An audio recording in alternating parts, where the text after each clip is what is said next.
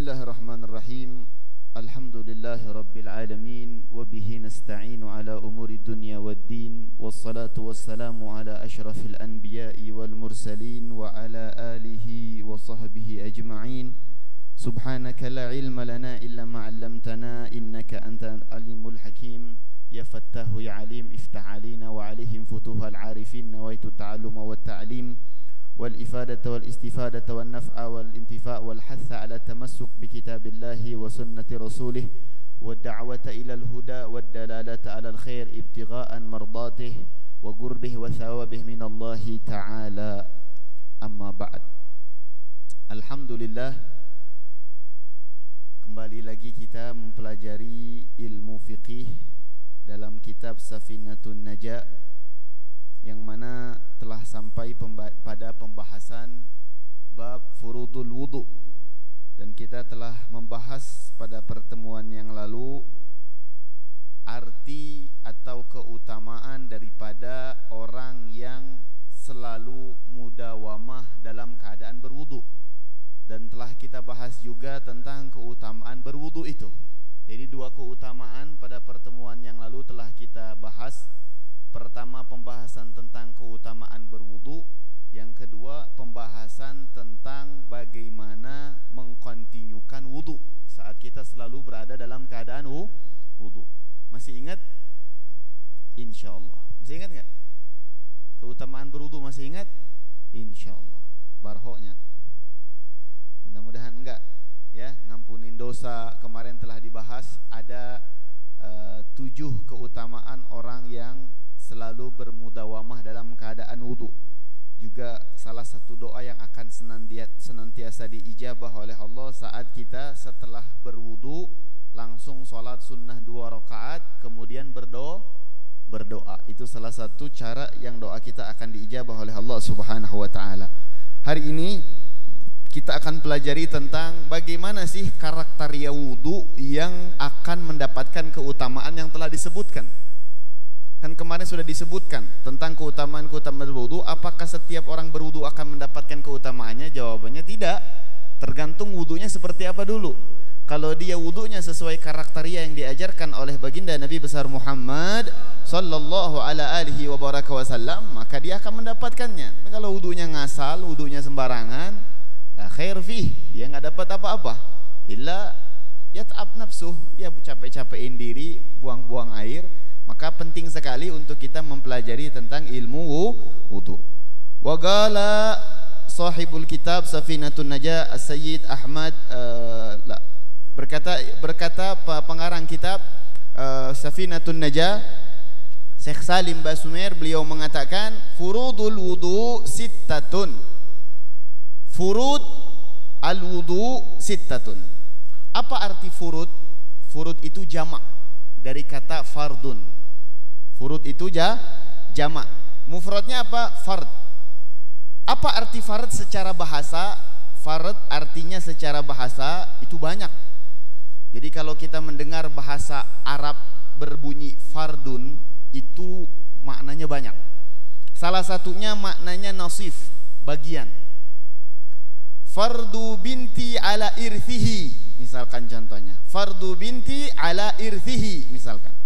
Artinya bukan kewajiban anak perempuan atas warisan, bukan. Bagian warisan, bagian anak perempuan itu dari warisannya, maka fardun di situ artinya bagian.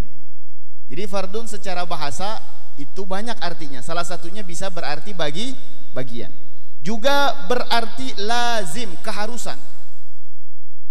Farada rajul ala zaujatihi, misalkan. Fardu zauj ala zaujatihi, keharusan suami itu kepada istrinya, pakai kalimat fardun juga itu. Jadi arti fardun di dalam bahasa Arab memiliki beberapa arti. Juga artinya bisa dalam bahasa Arab arti fardun juga memotong, bisa artinya al-qata'. Fardu syajar bisikin misalkan, atau bimin kharah. Ini pohon dipotong. Pohon itu telah dipotong pakai gergaji. Nah, itu bisa juga pakai kalimatnya fardun. Jadi arti fardun dalam bahasa itu artinya banyak. Akan tetapi arti fard di dalam syariat Islam, ketika itu kalimat fardun dipakai di dalam untuk suatu bahasa syariat Islam, maka dia memiliki arti yang berbeda. Apa artinya fard? Arti fard alladzi yuthabu ala fi'lihi wa yu'aqabu ala tarkihi. Artinya dalam syariat adalah perkara yang kalau dilakukan dia dapat pahala, dan kalau ditinggalkan dia dapat dosa. Itu arti fardun. Sebagaimana kita tahu ahkamul khamsah, hukum itu ada 5, ada wajib, ada sunnah, ada mubah, ada makruh, ada haram. Kalau dia berkaitan tentang berinteraksi, tambah 2, ada batil, ada sah. Kayak berdagang, ada perdagangan batil, perdagangan sah, atau nikah, ada nikah yang sah, ada nikah yang tidak sah. Jadi ahkam semuanya ada 7. Naam. Itu arti fardu secara syariat. Walaupun nanti kalau kita belajar ilmu usul fiqih yang lebih dalam pembahasannya, sebenarnya itu bukan definisi, tapi nggak apa-apa, di kelas kita orang-orang awam kayak kita cukup mengetahui fardu itu adalah perkara yang kalau dilakukan dia mendatangkan pahala, kalau ditinggalkan dia mendatangkan dosa atau berhak diazab oleh Allah Subhanahu wa taala.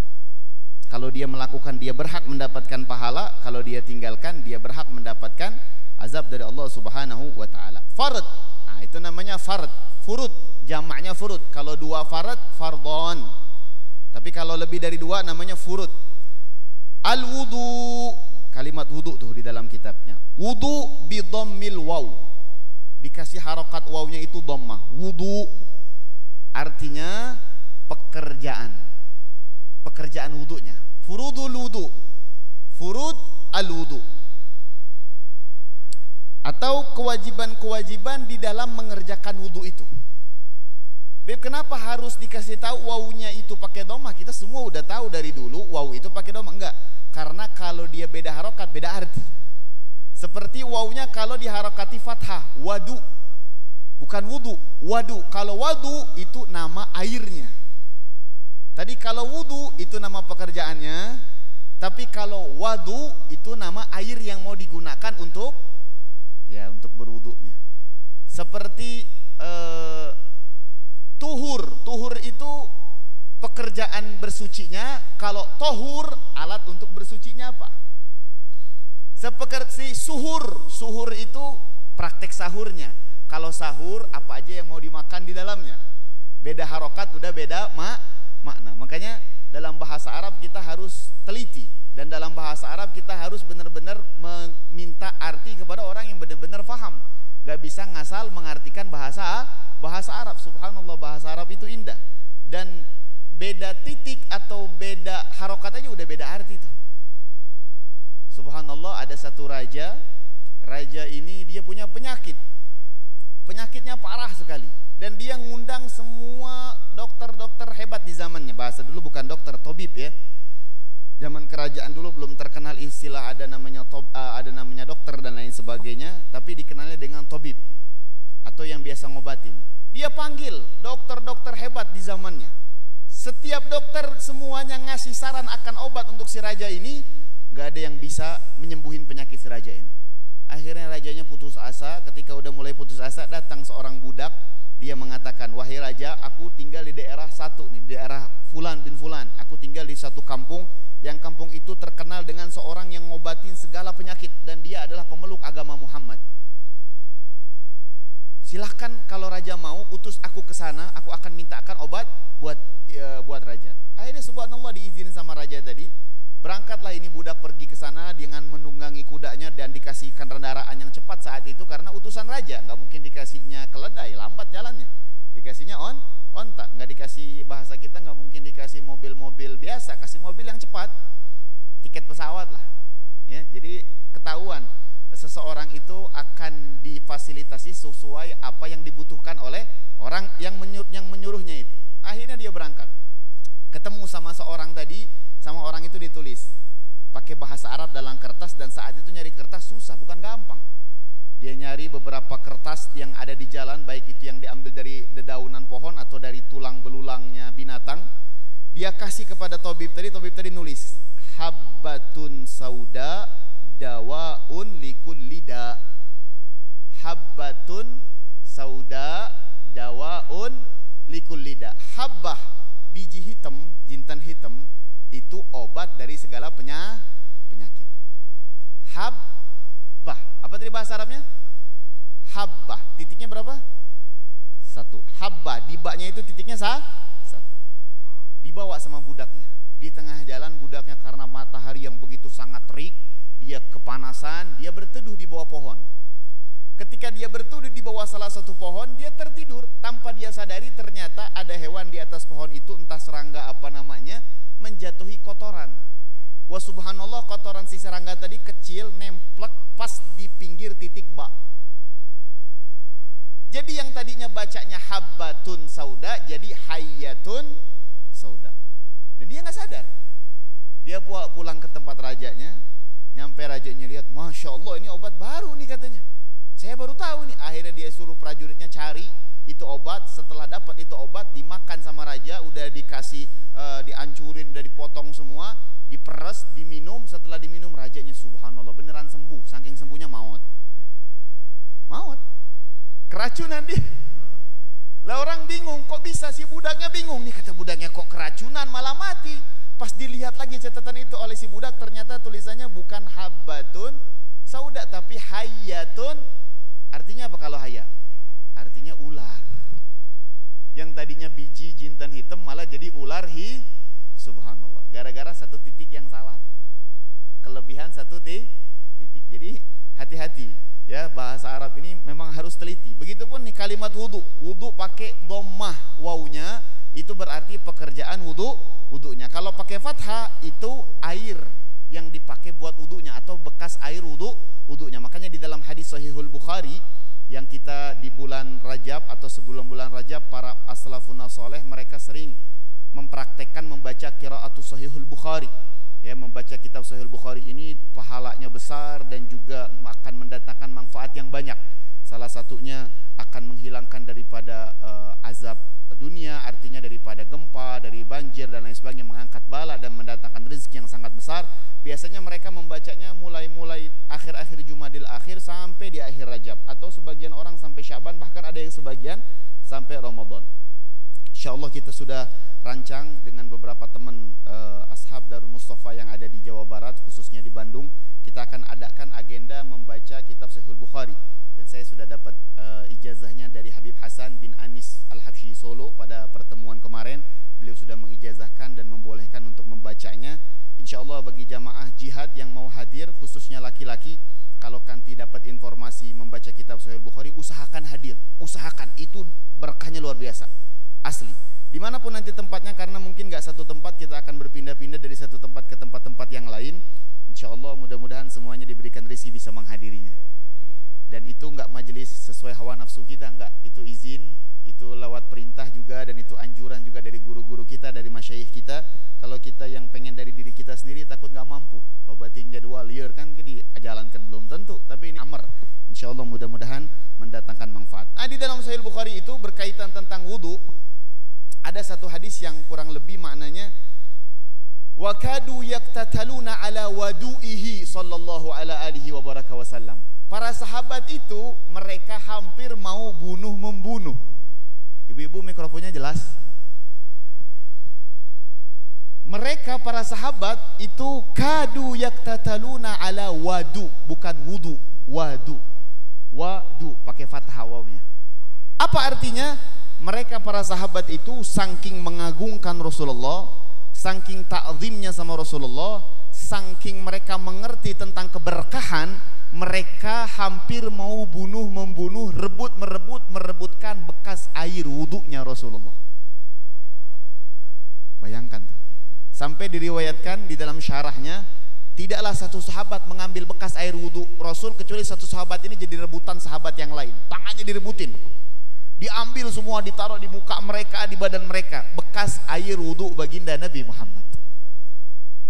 Ismin akidah, waduh, kata orang katanya syirik nih, ada sahabat Nabi Muhammad Dan itu dilihat oleh Nabi Muhammad, dibenarkan oleh baginda Nabi besar Muhammad sallallahu ala alihi wa baraka wasallam. Itu namanya wudu. Jadi perbedaannya jelas ya antara wudu dengan wudu. Furudul wudu sittatun. Wudu ini kapan sih disyariatkannya dalam Islam? Disyariatkannya wudu di dalam Islam itu di malam Lailatul Isra Mi'raj. Saat Nabi disyariatkan sholat, di situ juga disyariatkan wudu. Tapi ayatnya yang turun tentang menceritakan wudu oleh Allah Subhanahu wa taala itu turunnya malah di Madinah. Wa idza kuntum ila shalah faghsilu wujuhakum wa aydiyakum ilal marafiq wamsahu bi ru'usikum wa arjulakum ilal ka'bain ila akhiril ayah. Ayat yang menyatakan tentang kewajiban wudu justru turunnya di kota Madinah. Wah, bertentangan dong. Tadi katanya di malam Isra Mi'raj diwajibkannya. Kok ayatnya turun malah di Madinah? Itu gimana, Beb? Padahal Isra Mi'raj itu adanya di Mekah apa Madinah? Isra Mi'raj Nabi. Ikhwan, sedikit sekali yang menjawab. Nabi Isra Mi'raj di Mekah apa Madinah? Mekah dong. Jangan ragu, bentar lagi Rajaban kita. Makanya yang nggak ngerti Isra Mi'raj di rumahnya harus bikin Rajaban, undang Habib Ridho. Biar nggak lupa lagi. Ya, Isra Mi'raj itu di mana? Di Mekah. Di Mekah sebelum hijrah. Di situ diturunkannya kewajiban berwudu, tapi kok ayatnya turun di Madinah? Menurut para ulama, ayatnya diturunkan di Madinah untuk memperkokoh perintah Allah saat di Mekah. Itu makna pendapat yang pertama. Pendapat yang kedua, turunnya ayat tentang wudu di Madinah bukan justru pas lagi di Mekah. Sebetulnya Allah bukan ingin menunjukkan tentang wudunya, karena wudu udah ada syariat sebelum Nabi pun udah ada tentang wudu. Tapi Allah ingin nurunin di ayat itu tentang dibolehkannya untuk bertayamum. Karena ayat di situ menjelaskan sepenuhnya setelah bab wudu, bab tayamum. Bolehnya tayamum. Kalau wudu sebelum Nabi pun udah ada. Wudu sebelum Nabi pun sudah ada. Bahkan Nabi mengatakan hadza wudu'i wa wudu'ul anbiya min qabli. Ini wudu yang saya praktekkan adalah wudunya aku dan wudu para nabi-nabi sebelum aku. Ya, dan Nabi SAW itu diajarkan oleh malaikat Jibril. Terus yang pertama kali Nabi ajarkan wudu ini kepada siapa? Siapa yang pertama kali Nabi ajarkan tentang wudu? Tahukah? Ada yang bisa jawab? Yang pertama kali diajarin nama Nabi tentang wudu siapa? Ini mikir memang nyaho apa memang tenyaho cicing gitu? Hah? Yang pertama kali diajarkan wudu oleh Nabi SAW adalah kesayangan beliau dunia akhirat, Sayyidatuna Khadijah. Kesayangan Rasulullah SAW dunia akhirat adalah Sayyidatuna Khadijah radhiyallahu anha wa arda. Beliau yang pertama kali diajarkan oleh Rasulullah SAW cara berwudu. Masya Allah. Itu wudunya. Apalagi? Udah tahu sekarang wudu dari segi bahasa udah tahu perbedaan antara wudu, terus dari segi syariatnya udah tahu. Kemudian apalagi yang penting tentang kalimat wudu, arti wudu. Apa arti wudu? Wudu dalam bahasa itu artinya ismun li ghasli ba'dil a'dha. Nama ketika seseorang mencuci sebagian anggota tubuhnya. Itu namanya wudu. Jadi ketika kalian cuma cuci tangan doang, itu namanya wudu dalam segi bahasa. Makanya Nabi SAW mengajarkan kita siapa orang yang wudu sebelum makan maka akan terhindar dari kemiskinan. Gimana wudu sebelum makan? Maksudnya wudu sebelum makan dia wudu. Lala, cuci sebagian anggota tubuhnya. Cuci tangan pun itu namanya dari segi bahasa. Jelas? Ada orang cuci muka doang. Kenapa kamu cuci muka saat mau kerja? Ya supaya lebih tampak cerah. Nah nyuci muka doang nggak cuci tangan yang lain itu juga namanya bahasa Arabnya wudu. Dari segi bahasanya. Wudu dari segi bahasa itu mencuci sebagian anggota badan atau sebagian anggota tubuh. Mau cuci kaki doang, mau cuci ini doang boleh. Dan dia diambil dari bahasa wadha'ah. Wadha'ah itu artinya keindahan. Minal husn wal jamal. Keindahan, kecantikan, ketampanan, keelokan, itu bahasa Arabnya wudu atau wadha'ah, cahaya, terang. Iya. Karena subhanallah orang yang sering memperbanyak wudu secara hakikat dia akan diterangi wajah dan seluruh anggota tubuhnya oleh Allah Subhanahu wa taala. Lebih-lebih nanti di hari kiamat ketika Nabi ditanya oleh para sahabat, dengan apa engkau akan mengenal umatmu wahai Rasulullah di akhirat kelak, sedangkan umat itu bercampur antara umat Nabi Adam sampai umat Nabi Muhammad. Umat Nabi Muhammad bercampur. Mereka semuanya jadi satu. Umat Nabi Adam sama umat Nabi Muhammad, atau umat Nabi Muhammad atau sebelum umat Nabi Muhammad dengan umat Nabi Muhammad di hari kiamat jadi satu, semuanya sama. Dan kita rata-rata yang nama manusia semuanya sama, punya kepala, punya tangan, punya badan gitu kan. Gimana mau mengenali umatmu wahai Muhammad? Kata Nabi Muhammad, aku akan mengenali mereka, ya'ti ummati yaumal qiyamah ghurran muhajjalin. Masya Allah. Aku akan mengenali umatku karena mereka ketika di hari kiamat, kata Rasulullah, mereka datang menuju Allah atau dibangkitkan dari alam kuburnya dan menjumpai Nabi Muhammad dalam keadaan gurran. Apa arti gurran? Gurran itu, maaf ya, seekor kuda yang putih yang dia berada di tengah-tengah kuda yang hitam. Ada seekor kuda putih, dia punya poninya putih semuanya, berada di tengah-tengah, tapi sekeliling kuda putih ini semuanya kuda hitam. Itu namanya Qurran. Muhajjalin, kakinya yang juga putih, kaki si kuda itu putih. Artinya kata Nabi, aku akan mengenal umatku seterang kuda itu di tengah kuda-kuda yang hitam yang lain. Qurran muhajjalina. Kok bisa orang-orang umat Nabi Muhammad itu wajahnya bercahaya, kakinya bercahaya? Qurran yang dimaksud di sini kalau dimasukkan ke dalam ilmu wudu, dia yang wajahnya bersinar, tangannya yang bersinar. Muhajjalin, kakinya juga yang bersinar. Dari mana sinar itu? Min atharil wudu, kata Nabi. Karena bekas air wudu. Makanya kita disunnahkan kalau berwudu jangan cuman sebatasnya doang. Kayak cuci muka ada batasannya dari awal rambut sampai ujung dagu, secara panjang lebarnya kuping ke kuping. Kalau cuci tangan misalkan sampai siku, jangan cuma segitu, tapi lebihkan sedikit. Kalau nyuci sampai leher dikit airnya gitu kan, sampai di atas kepala sedikit. Kalau nyuci tangan jangan sampai siku doang, lebihin sampai otot gitu airnya. Kalau nyuci kaki jangan sampai mata kaki doang, naikin sampai ke atas mendekati betis sedikit supaya cahayanya lebih terang. Min atharil wudu. Jadi wudu secara bahasa artinya keindahan atau mencuci sebagian anggota tubuh. Itu secara bahasa. Tapi wudu secara syariat, artinya ismun li ghasli a'dha'i makhsusah. Adalah penyebutan untuk mencuci sebagian anggota tertentu. Mencuci sebagian anggota tertentu biniyatin makhsusah, dengan niat yang khusus, ala wajhin makhsus, dengan tujuan yang khusus. Jadi 3 definisinya secara syariat arti wudu. Yang pertama adalah mencuci sebagian anggota tubuh yang khusus. Jadi nggak semua anggota tubuh dicuci, tapi yang khusus doang. Seperti apa?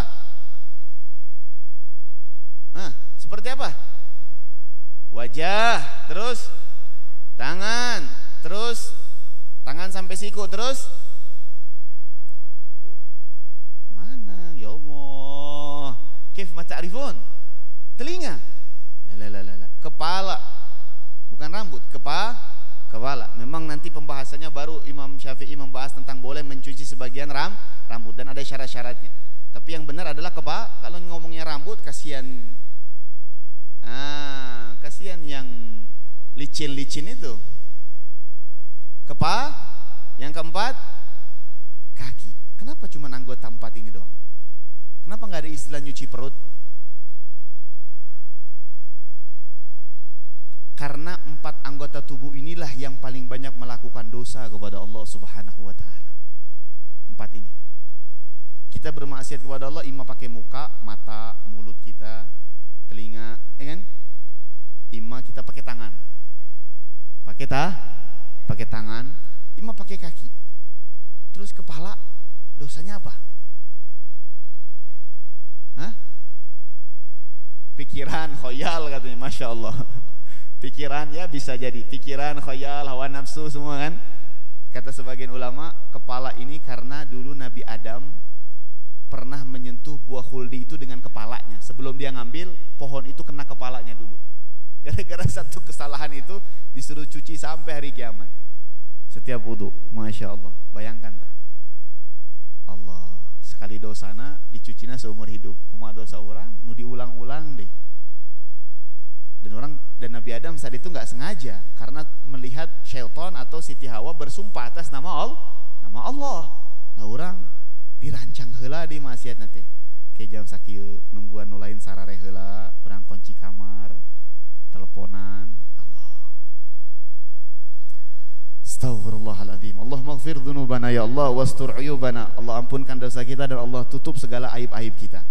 Jadi wudu secara syariat artinya mencuci anggota tubuh yang khusus dengan niat yang khusus. Jadi nggak sembarangan niat, harus ada niatnya yang khusus. Nanti kita akan pelajari niatnya apa.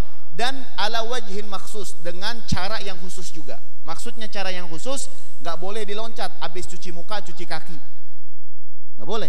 Cuci muka dulu, cuci tangan dulu, baru cuci kepala, baru ngusap kepala, baru cuci kaki. Nggak boleh, nggak berurutan. Harus berurutan. Itu arti wudu di dalam definisi syariat. Sittatun. Nah, di sini baru sittatun. Furudul wudu sittatun. Jadi kalian nanti kalau baca furudul wudu sittatun enggak cuman kewajiban wudu teh ayat 6 henteu geus nyaho furud bahasa Arabna naonnya kitu nya. Udah tahu syaratnya, syar'annya apa, wudu udah tahu, kebayang. Kalau dengar kalimat wudu langsung ingat sahabat Nabi yang sering bertabaruk dengan air wudunya Nabi. Kalau dengar wudu ingat, oh wudu teh ngampunin dosa.